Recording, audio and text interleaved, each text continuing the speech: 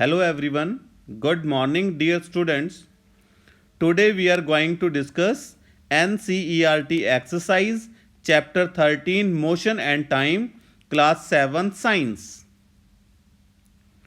This is the first question. Classify the following as motion along a straight line, circular or oscillatory motion. This is the first question. Motion of your hands while running. जब हम running करते हैं तो हमारे hands का motion कैसा होता है? हैंड्स जो हैं वो आगे पीछे मूव करते हैं, to and fro motion.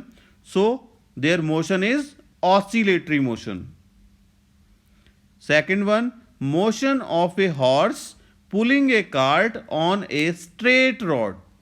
Horse है, कार्ट को पुल कर रहा है on a straight road. Road is a straight, so answer is motion along a straight line. Third one, motion of a child in a merry go round. Merry go round एक झूला है जिसमें जो गोल गोल घूमता है, तो उसमें बच्चे का मोशन कैसा होगा? Circular. So its answer is circular motion. Next one, motion of a child on a seesaw. Seesaw में बच्चे का मोशन कैसा होगा? सीसा भी एक झूला होता है जिसमें जो ऊपर नीचे मूव कर रहा है. ऊपर नीचे means to and fro motion. So answer is oscillatory motion. Next one, motion of the hammer of an electric bell.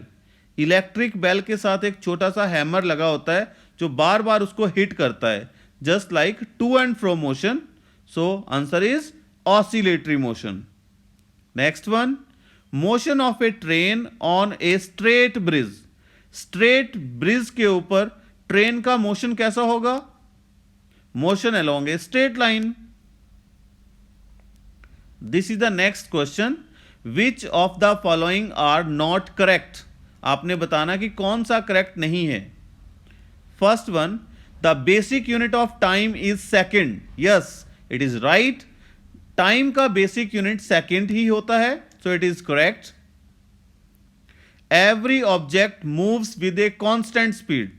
No, हर ऑब्जेक्ट कांस्टेंट स्पीड से मूव नहीं करता. प्रैक्टिकल लाइफ में most of the objects move करते हैं variable speed से. उनकी speed continue change होती रहती है, so it is false.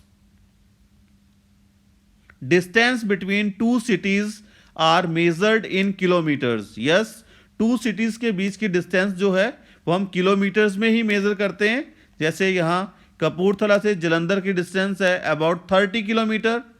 Kapurthala से दिल्ली की डिस्टेंस है about 450 kilometre. So it is correct. The time period of a given pendulum is constant. Yes, it is correct.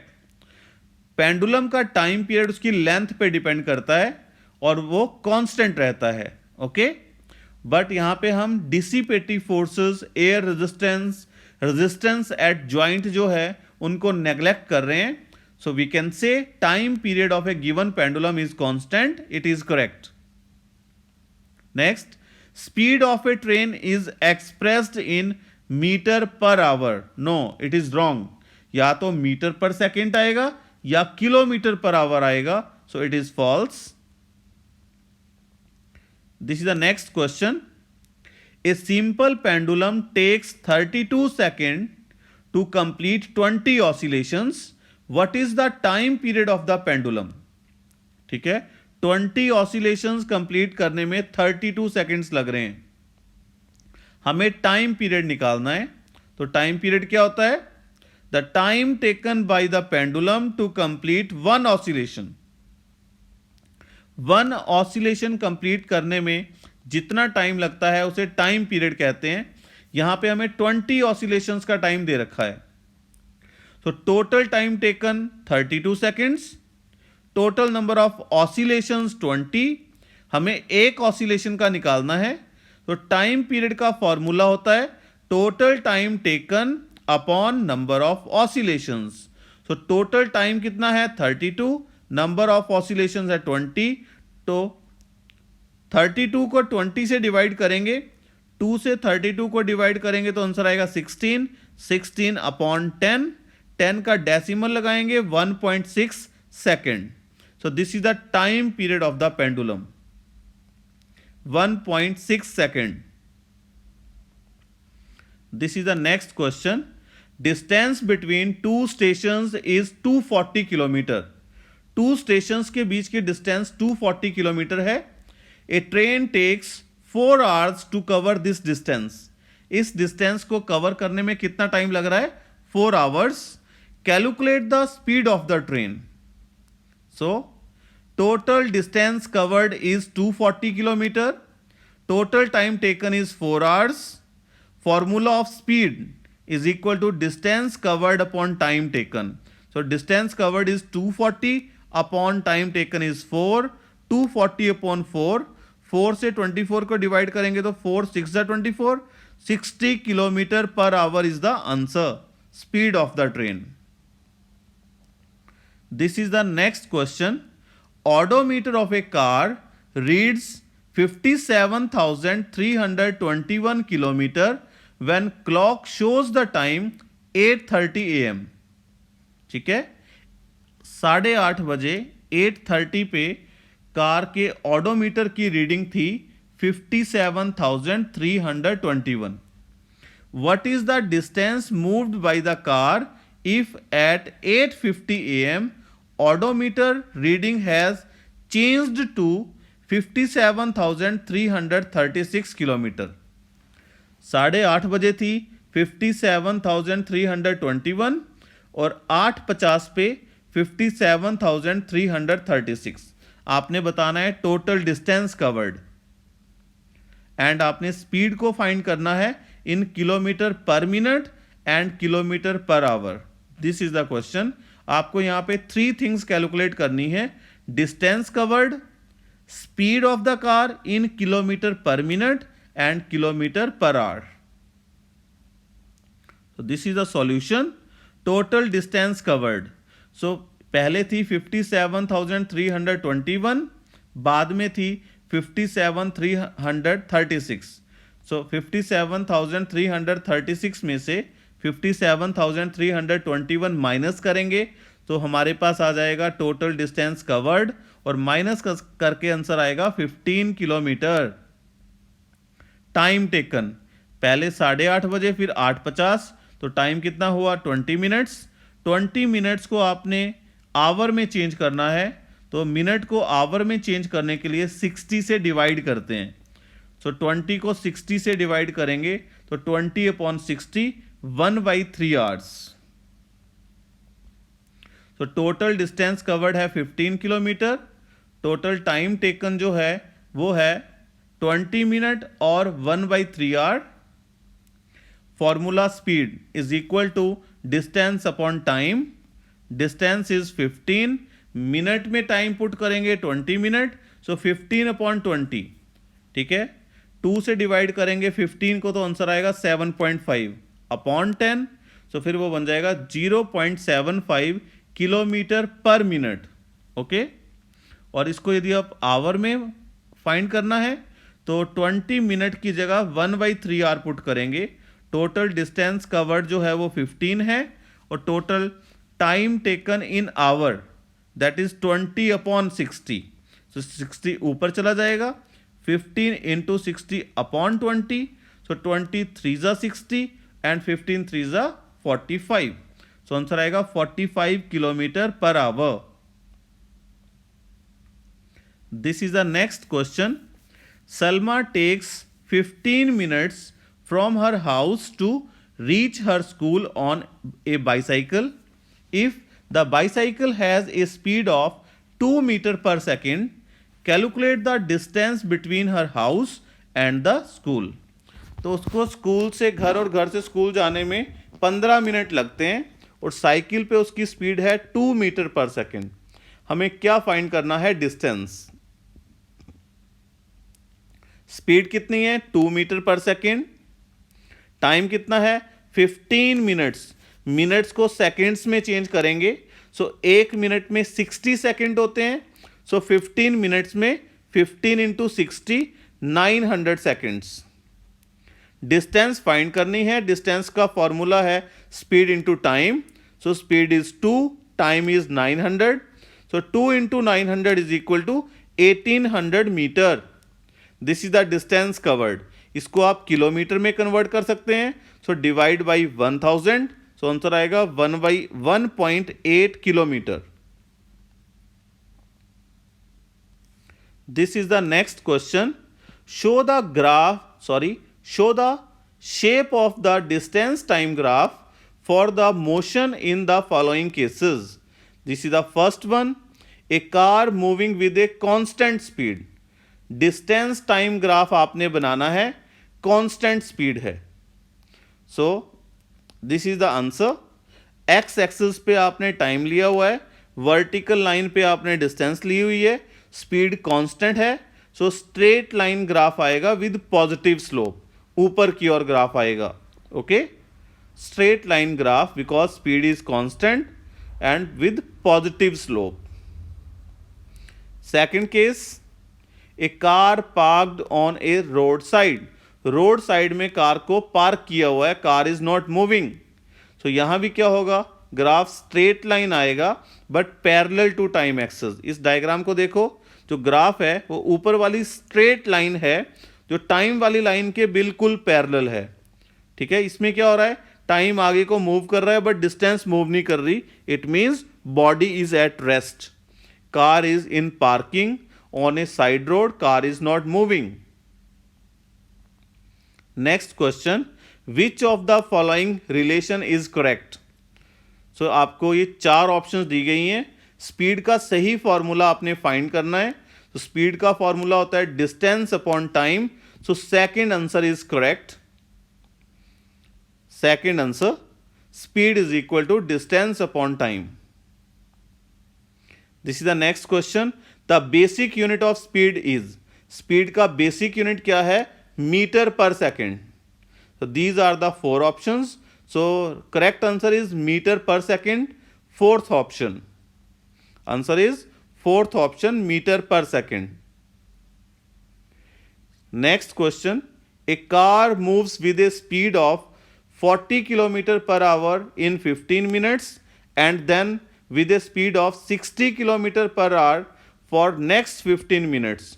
Total distance covered by the car is.